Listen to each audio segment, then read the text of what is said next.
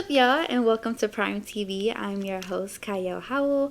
It starts with a Q, but it is pronounced Qiayel. And I have a wonderful guest with me today. Y'all see this on my head? You see that on her head? Guess who made it? She did. This is Sydney, Sydney.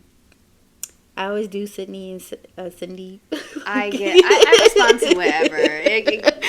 It is what it is. But my cousin's name is Sydney, so I just be like Sydney. But yes, I have Sydney here with me today. So welcome her. Big round of applause. And you can go ahead and just introduce yourself a little bit. So I'm Sydney. I don't know what to say, but I make bonnets. As you can see, I hand sew them myself. I learned to sew from my mom and my granny. And yeah, I really sort of was just looking to do something more with my hands and kind of just got into that. But I also teach yoga. I love to read. I'm super into fitness. Yeah, cool. I love teaching. That's actually what I was doing before this. Teaching yoga? Yeah. So that's why I had to shower real quick and then get ready. But yeah, that's me. Yeah, okay. Well, how long have you been teaching yoga? I have been teaching since 2020. Like, I got my certification, online while, the pandemic was just starting. Mm-hmm. And then I started teaching officially in, January of 2021. Okay, that's cool. That's cool. Yeah. I want to get into yoga more, but with my work schedule, it's very difficult. Yeah, I can imagine. Even just stretching for 10 minutes a day will really go a long way. Because I was having a lot of back pain, and that's kind of what got me into it. Mm-hmm. So yeah, YouTube is a great resource for yoga. So I know you said that you started learning sewing from your grandmother and then your mom. Mm-hmm. You said that she makes a lot of clothes and then made blankets and things like that. Mm-hmm. Now usually when people do that, it's because they're from out of the country. Mm. Is your grandmother from out of the country, or is she actually from America? So she was born, most of my mom's side was born in the States, but my grandma's grandmother and grandfather immigrated from Germany, actually. Okay. But on my dad's side, my dad was also born in the States, but my grandfather, his father, was born in Anguilla, which is in the Caribbean. So, okay. Yeah, I kind of got a good mix of, all over the world, basically. Mm-hmm. So, yeah. Did your grandma make majority of the clothes that you wore as a child?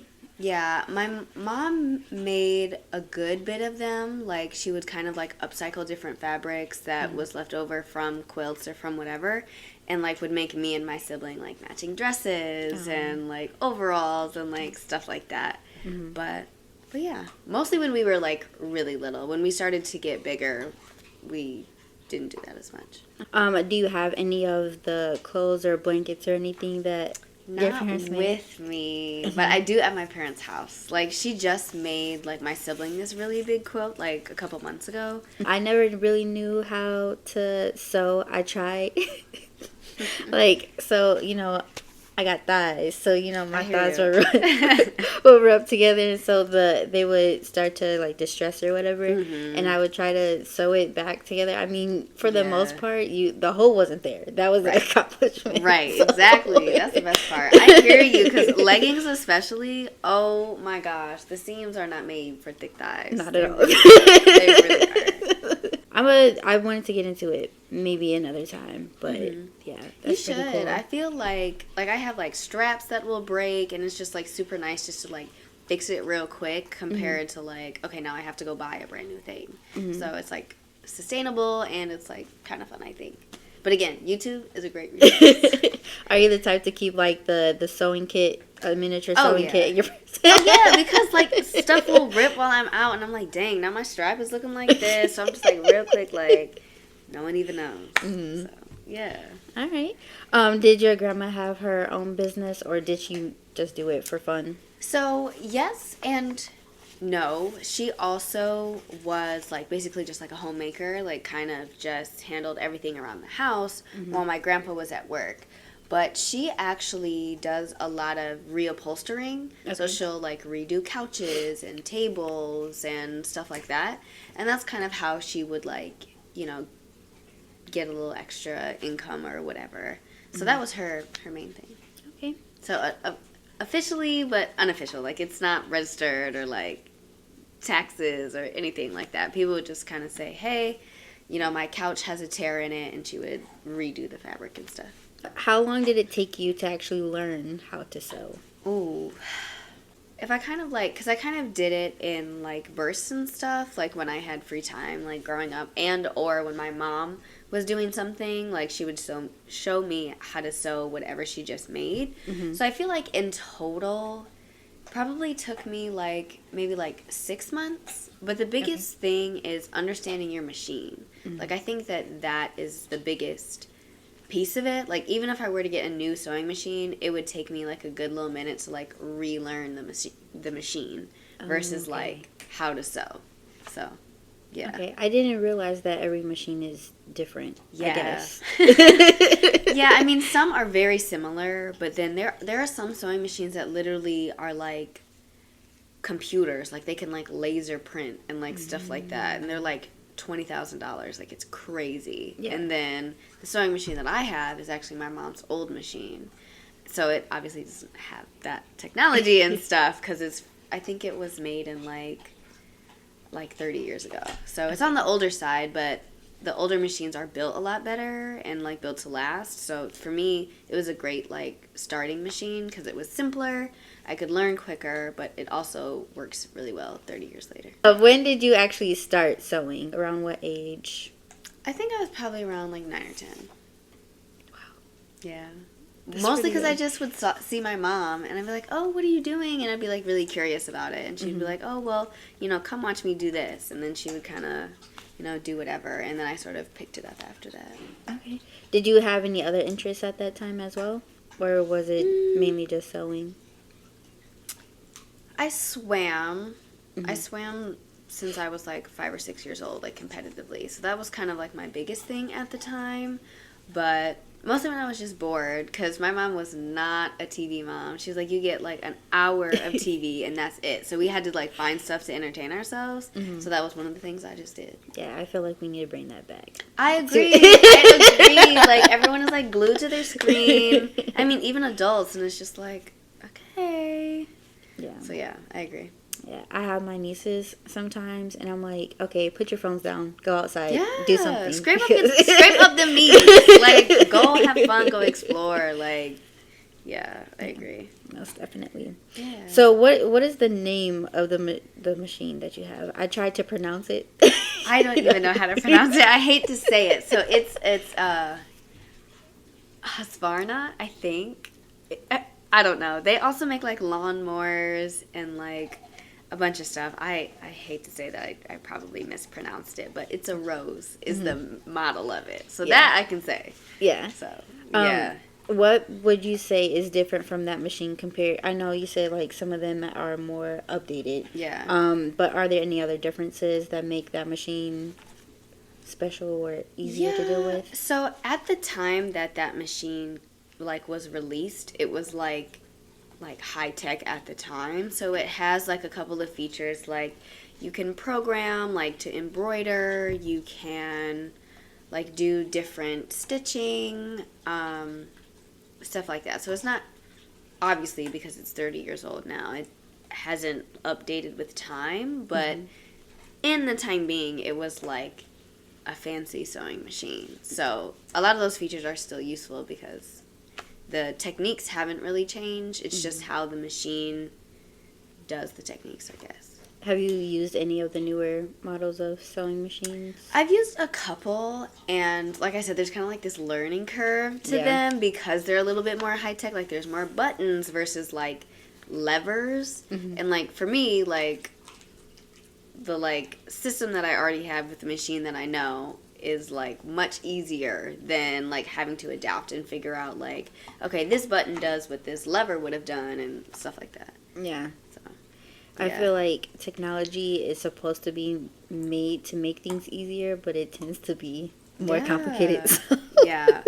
I feel like if I would have started learning on a new machine, I would pick it up easier now, but because I like have like an older model that is kind of like like a little bit of a barrier there. But again, YouTube, I can just like literally look up like how to do X thing on this machine, and there's like so many seamstresses and sewers that have done the same thing. So I know you said that you like to test different patterns and things like that.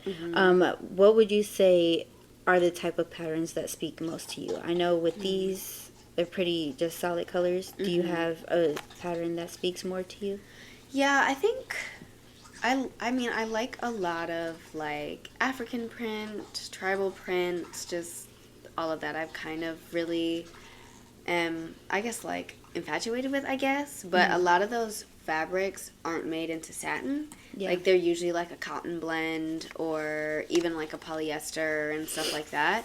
So that's the main reason why a lot of my bonnets are just a solid color, because they just don't make satin fabrics in that pattern. Right. So what exactly inspired you to start selling your bonnets?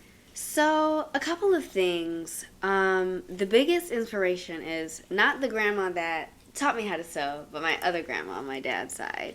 Like, ever since I was a little kid, she would always tell me, like, you know, make sure you, like, wrap up your hair and, you know, do X, Y, and Z, because my mom's white and my dad's black. So, my dad's side of the family was really trying to make sure that, like, you know, I wasn't ashy, my hair wasn't looking crazy. Yeah. And so part of that was, like, witnessing her, like, nighttime self-care routine, and she to this day will wrap her hair up in curlers, like 50 curlers at a time, and then put on her scarf and put her bonnet on top so none of the curlers move.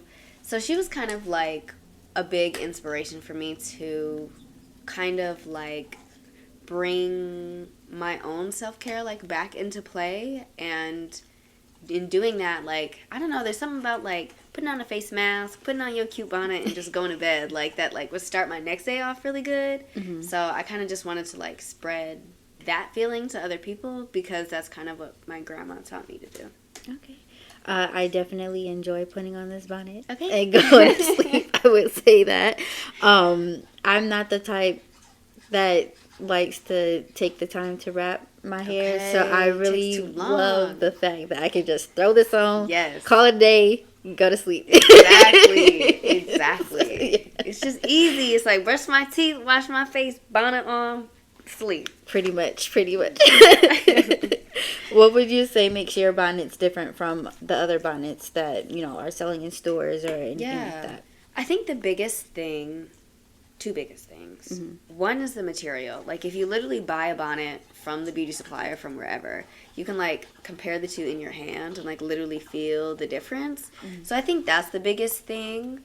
The second would be the fact that I can like customize it. So if people have like, you know, a bigger circumference of their head, I can easily adjust it to fit, so it's not like squeezing or it's not falling off in the middle of the night and you're not waking up next to your bonnet, stuff like that. So I do enjoy the fact that like your bonnets, the material is different compared to the ones that they sell in store. Like they have that like mesh type of material feeling to it.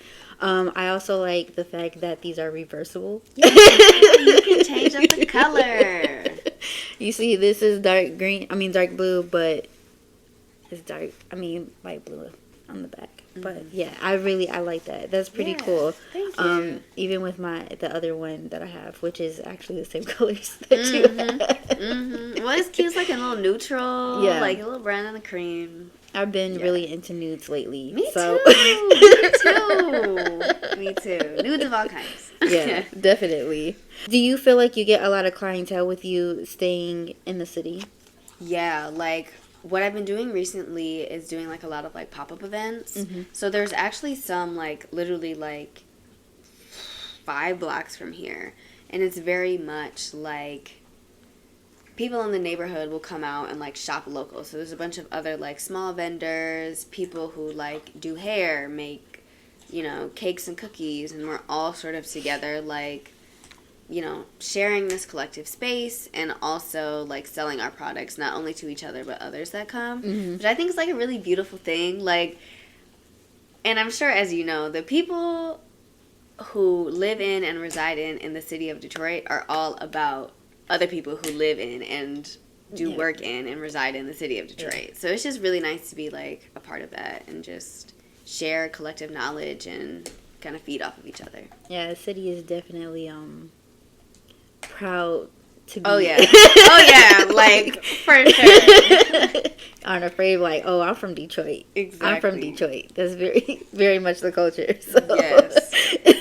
Yes. Have you started shipping out internationally yet?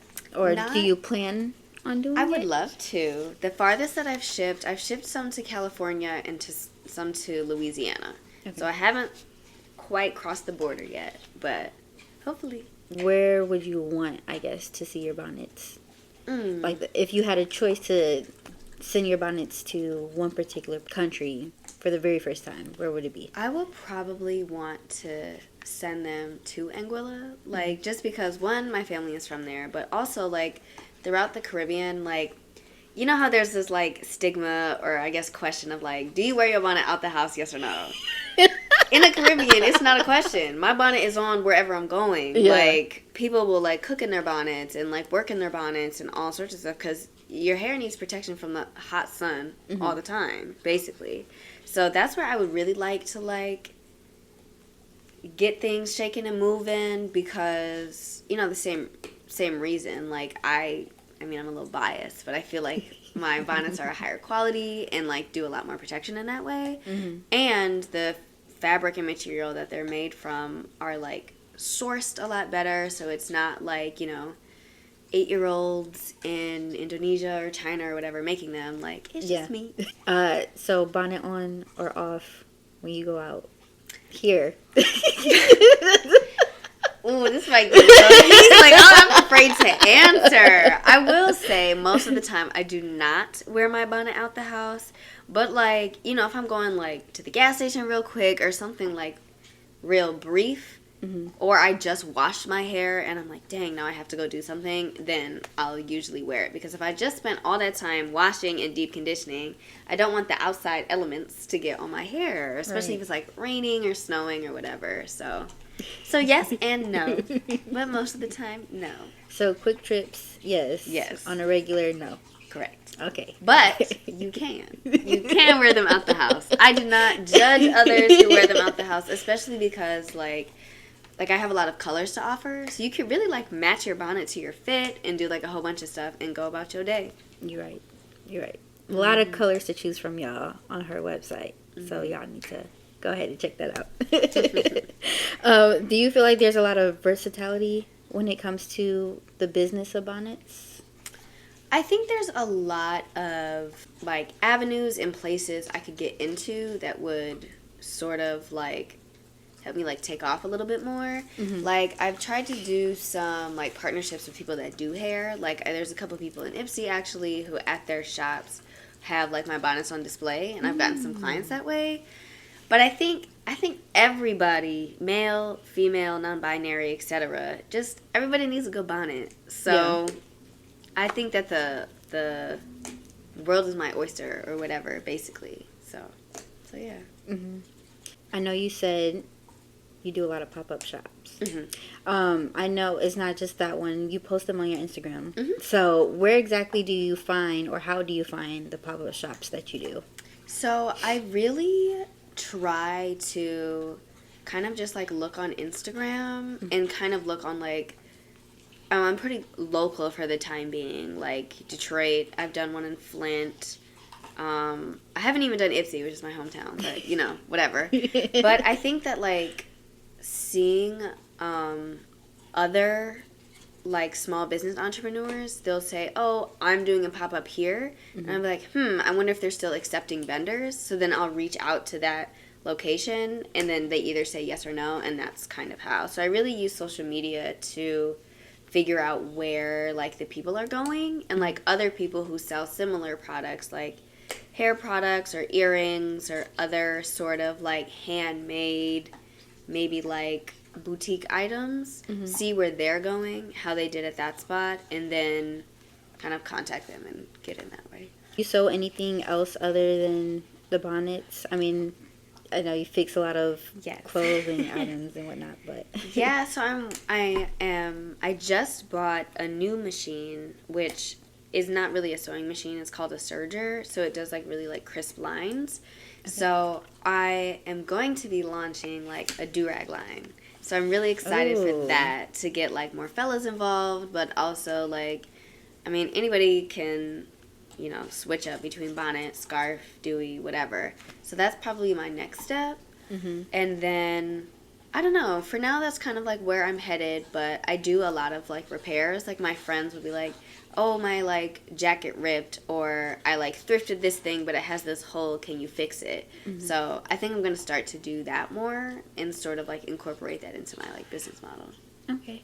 You know, it's funny because I was going to ask if you were going to start doing do-rags. So. Yes, yes, I am. I just had to like, I really just wanted to see like what the process would look like to get everything like up and going, and start with just one thing and then kind of build from there. Okay. So yeah, that's step number 2. Like I'm really hoping to get like my first one made like probably by the end of January. Would you also incorporate the reverse as well for the do-rags, or probably just one color? I think it would be half and half. Oh. Is kind of what I'm thinking. Okay. So yeah, stay tuned. Yeah. Do you, I think I saw on one of your stories that you created a bonnet like while you were at a pop-up shop. Mm-hmm. What was the reaction when when that was happening? So I actually sell the most bonnets at pop-ups when I custom make them right then and there. Like, mm-hmm. I think like people like kind of like that it's like custom. They can literally pick out their colors, and then it takes me like 15-20 minutes. So they usually like will go look at like other vendors and kind of circle back. Mm-hmm. And then and there I can adjust the elastic to see like, okay, is this too tight? Do you feel like it's gonna fall off? Most of the times it's usually okay, because elastic is pretty stretchy anyway. Yeah. Especially the kind that I use. But I think people just like kind of like feel special, I guess. So I would say literally like if I sell 10 bonnets at an event, like 7 or 8 I made then and there. Okay. I can see that. Yeah. Just because even like when you're going out and you're getting food at different vendors or mm-hmm. whatever, just being able to see them actually make the product right in front of you is kind of exciting. So yeah, that's cool. Well, you already answered that next question, which was how long did it take? 15-20 minutes when my machine is acting accordingly, because it is an older machine, so sometimes it gets a little cranky. But I think part of like knowing how to sew is knowing your machine mm-hmm. and like how to like fix it when it's acting cranky like that. So sometimes it takes a little bit longer, but sometimes you just gotta give it a little rest and then turn it back on in like half an hour and it's back to normal. Do you ever get nervous when you're sewing in front of people, when you're customizing the bonnets? Definitely, especially when my machine is being cranky, because it's like, oh, I swear I know how to do this. Like, it just is kind of like... And then most of the time people, because they kind of like meander and walk away, there's not usually a lot of pressure on me to like someone like literally watching me do it. Mm-hmm. But I had this one event one time and my machine was just acting so cranky, and the lady was like a little like shade. I was like, girl, I'm trying my best. But it ended up being fine. Like, she didn't say anything or anything like that. But mm-hmm. it does make me a little nervous sometimes. I know you talk...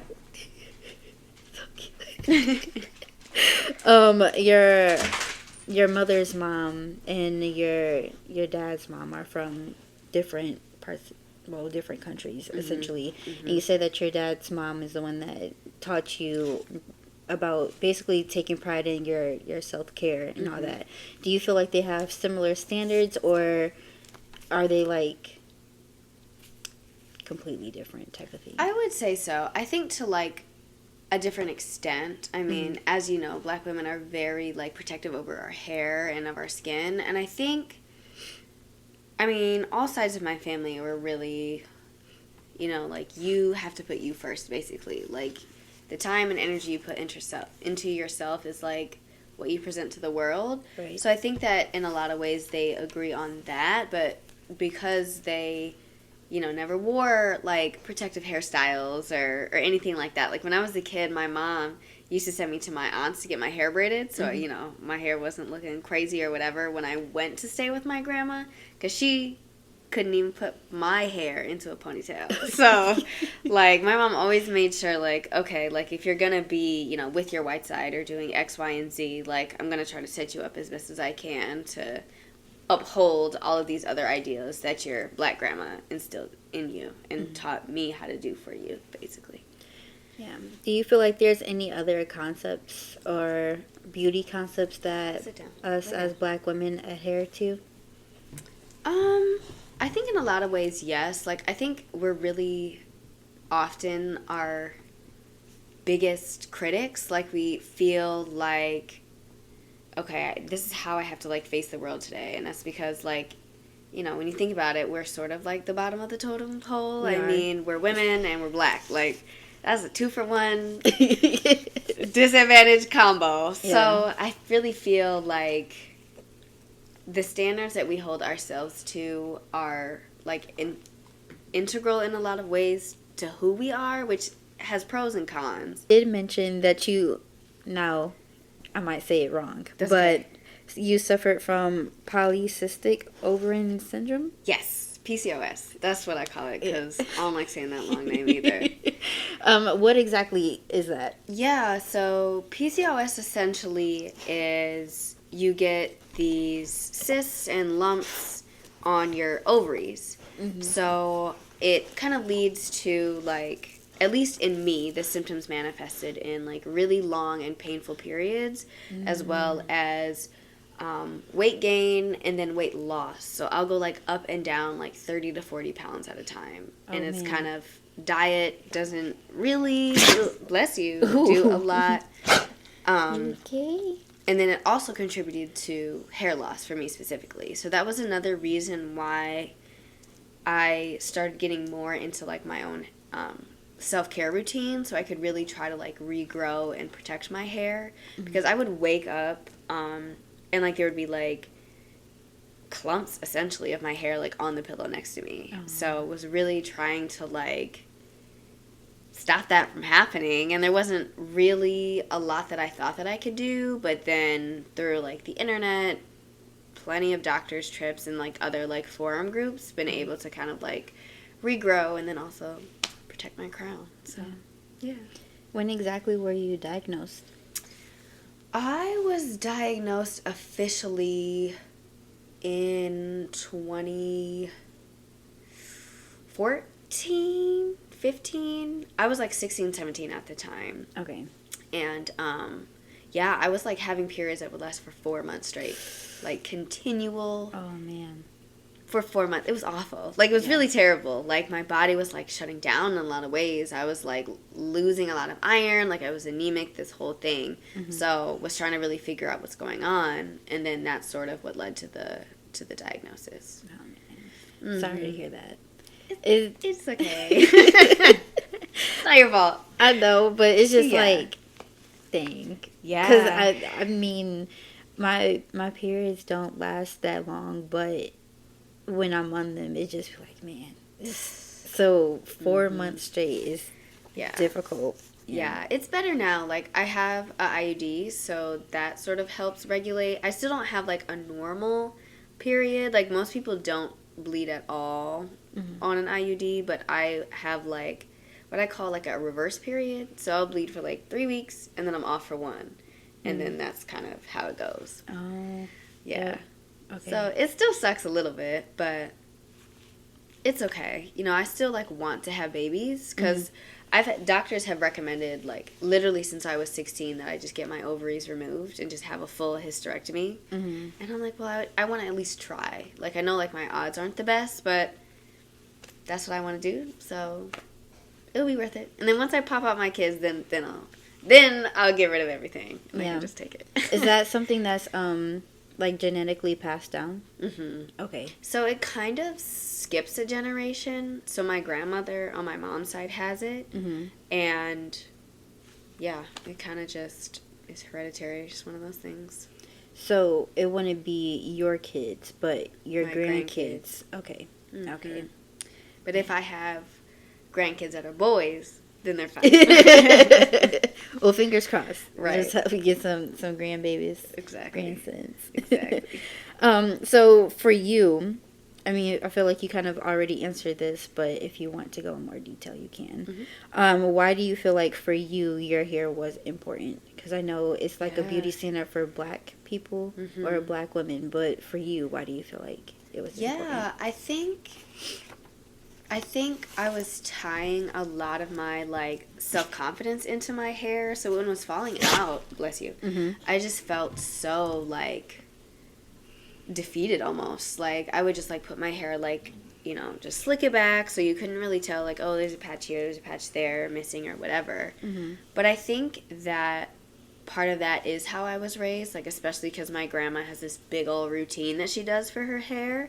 So I think that's part of the reason why I connected it so much to my identity. And I've sort of been like working to like unlearn that a little bit now, just because like you can be beautiful regardless of what is attached to your scalp, like essentially. So yeah, I think that mostly it was just kind of like how I was raised and just seeing all these other black women take so much time and effort and put all this money into their hair as well, that kind of like I like connected those dots basically. Yeah. I know with me a few years ago, I did the big chop. And I was talking about it for a while, but like my mom and a lot of my friends were like, you have long hair. Yeah. Why would you cut it? And I'm like, Yeah. it's long, but it's a lot of heat damage. So it's like not healthy at all. Right. I hear you. So I ended up cutting it off. I wasn't too attached to it, but even now, like my mom's just a lot like, your hair's long and it's this and it's that, and I'm like, thanks, but I mean, I might do dreads. Yeah, it's gonna grow back if I don't like it. So exactly, mine was the same way because I did a big chop at 18, and like people were like, what? And I was like, I still keep my hair pretty short just because like it does, you know, tend to fall out at a longer length, like it'll get caught on stuff or whatever, just because that's one of my symptoms. But yeah, people are still like, it's so short, and I'm like, and like, you know, like it doesn't matter, like I don't have to have like, you know, 60 inches of hair, like relax. So yeah. When you were experiencing hair loss, do you feel like you were treated any differently? I don't think so. I think it was all really internal, like how I would view myself. Like my partner at the time, he was very like compassionate and would like, you know, like help me like massage my scalp and oil my scalp and all these other things. I think it was just all how I was feeling. And no one ever like really said anything. Most people didn't notice because I would just tie my hair back and, you know, do my own whatever, wear a beanie or hoodie or whatever. So yeah, it was really just me being really hard on myself and kind of like, you know, feeling a little defeated, like I said. But yeah, well, glad that it's getting better. Me too. So castor oil. Yeah, I have to try that. I use like a lot of the black Jamaican oil or like what is it called? I forgot the other one. It starts with a J. Jojoba? Huh? Jojoba? Is that how you pronounce it? I don't know. I'm not sure. I don't know how to pronounce any of these things, apparently. I know it starts with a J, and I'll grab it, but yeah. No, I hear you. Why, in your opinion, why do you think us as black women pride ourselves with our hair and everything like that?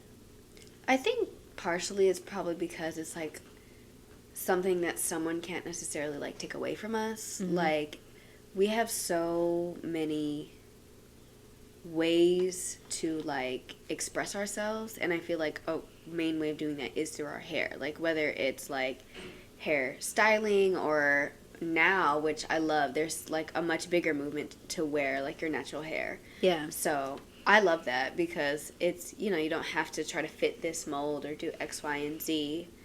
So yeah, I think we just really like can express ourselves through our hair, so we kind of just like uplift that. Do you have any opinions towards like how, I guess, white females say that we're gatekeeping like braids and hairstyles like that? I do have my opinions. I'm not going to Canceled. Oh my God. No, I do. Mm-hmm. But I'm also, I do have my opinions. But I feel like even given, like, when my hair was falling out more, like, I could not do certain braided styles because it would just deteriorate my hair. Like, it was too heavy, it was pulling too much. So I feel like, while sure, we may be gatekeeping some things, based on the texture of your hair, you just can't do certain styles. Like, there's all these videos of these, like, white girls dreading their hair, and then it falls out. Like, yeah, your hair is not meant to do that, like, simply put. Mm-hmm. So I don't necessarily think that it's gatekeeping per se, but I guess I understand how it could be perceived that way, but yeah, I don't know. I think some things really just, it's less about skin tone and more about hair texture. Okay. I know I see, like, what's frustrating to me about the whole, like, white girls can't wear braids is that if they are wearing braids and then they have, like, this persona where they're extra loud and everything, they're like, oh, they're trying to be black. Yeah. And it's just like, is this how you think all black women act? No, I hear you. So yeah, I get that, because sometimes it'll be so exaggerated, like, even just, like, their language choice. I'm like, why are you saying that? Mm-hmm. Like, yeah, I feel that. I feel that in a lot of other ways, too. Like, someone just, like, tagged me in, like, a video, and it was a white girl in a bonnet, which was I feel like everyone needs to protect their hair regardless of whatever. Mm-hmm. But it was funny because someone was like, white girls wear bonnets now? Like, that's like a thing? And it's like, well, I mean, y'all do. Black women are the blueprint. We are the mold. We are the staple. And everyone tries to get a little piece of that cake. Mm-hmm. And so, yeah, I share your kind of, like, frustration with that because, like, what you see or how we're portrayed on TV or even, you know, in interactions that, you know, white people may have with black people, like, that is not all black women or all black people. So, yeah. I feel you. For your business, mm-hmm. you know, just going back a little bit. Yeah. Do you ever see yourself going mainstream in terms of, like, production? Like, would you get other people to help, you know, make the bonnets? Would you post them online and then sell them that way? Or is it always going to be more, like, customized and, you know? I think I would like to keep the bare minimum that is, like, handmade and not mass-produced. Like, not just someone pressing one button on a machine and then a bonnet is popped out. Like, mm-hmm. I think that the customizable piece, like being able to pick 2 colors, is also really important because you might want to match to your pajamas or to your sheets, and that all kind of ties into the, like, okay, my bedtime routine is this. So when I go to sleep, I feel my best, I get a good night's sleep, and I wake up ready to tackle the next day. Mm-hmm. So while I guess I would love to go mainstream in a sense that, like, Beyonce has one of my bonnets on, I don't want to, like, diminish the quality or, like, the care that is put into the production of a bonnet for the sake of getting millions of bonnets out there. Right. Yeah, I definitely appreciate the customizable part. Yeah. And I don't think that will be given or really implemented if it was mass produced. Exactly. So. Exactly. Would you like to do any different collabs if you had a choice? Who would you want to collab with? Oh, that's a good question. I would like to... Actually, I haven't really thought about that much in a lot of detail. I would love to collaborate with some, like, clothing brands, I think. Because you can put, like a whole fit together, basically. Mm-hmm. Or, like, a sleepwear company or a lingerie company. Like, it would be amazing to, like, partner with, like, Fenty. Like, that would be, like, iconic. So, like, I think that would be really cool. Yeah. That's, like, biggest dream. Fenty. Yeah, that would be awesome. Like, Rihanna in one of my bonnets in her little set. Like, wow. That's iconic. Yeah, that would be nice. Yeah, but, like, pajama companies, other, like, self-care companies. Like, I would love to get, like, my bonnets at, like, Ulta or something, you know, something like that. Yeah. I don't know if, again, that would tie into the, like, more being mass produced, or if I would just have like a team of seamstresses or like what have you. But yeah. I feel like if it was more so like, you get like this box and then you can choose what you want to have with the bonnet that comes with the box. Oh yeah, then that would be cute. Yeah. Like, I'm not sure if you are aware of like the brown sugar box. It's, I forgot the name of the people. It's like Izzy and somebody else, but they have a monthly subscription. It's called Brown Sugar Box, and it just comes with just different stuff every month. Sometimes it's like a robe, or there's a bonnet in there, or it'll be like some type of skin product. It really just depends. Yeah, but it's different stuff every month. So I think like something like that would be that would be cool. awesome. Yeah. Okay. Note to self: Google brown sugar box. Well, you can go ahead and let the people know what you have coming up with your bonnets, or with you in general, where they can find you and all that.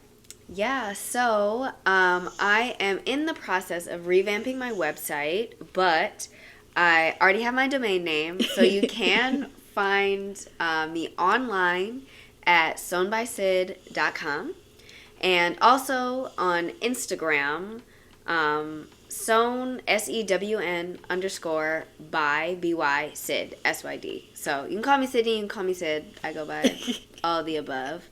But yeah, hit me up. I'd love to make a bonnet. Alright, and that is all I have for y'all. I hope you like, subscribe, and comment on this video. And I will see y'all in the next video. Bye. She like fake snores. I know, she chills so hard. She's like, I chewed my toe. I'm ready for bed. I know that's right. I feel you, girl. I am too. Okay. Well, she like, wait, where your hand going? Let me stop. That's fine. Thank you. Thank you.